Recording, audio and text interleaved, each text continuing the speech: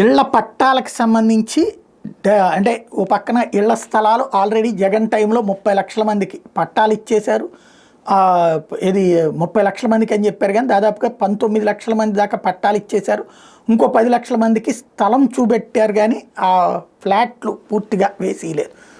ఇది ఆనాడు జరిగినటువంటి పరిస్థితి. ఇప్పుడు వచ్చేటప్పటికి మళ్ళీ అప్లై చేసుకోమన్నప్పుడు వాళ్ళది పాత వాళ్ళు ఎలిజిబుల్ కాదు కదా, వాళ్ళు నుంచి ఇప్పుడు కొత్త వాళ్ళ నుంచి వచ్చేటప్పటికి 70,232 దరఖాస్తులు వచ్చినాయి.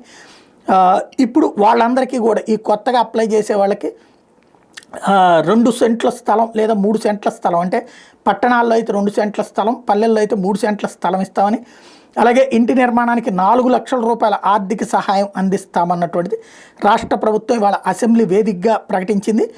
అప్పట్లో 10,500 కోట్ల రూపాయల దాకా 26,000 ఎకరాల ప్రైవేట్ భూములు కొనుగోలు చేయడం కోసం వైఎస్ఆర్ కాంగ్రెస్ పార్టీ నాయకుల జేబుల్లోకి వెళ్ళాయని మంత్రి పార్థసారథి అప్పట్లో వైఎస్ఆర్ కాంగ్రెస్ పార్టీ నాయకుడే ప్రకటించారు.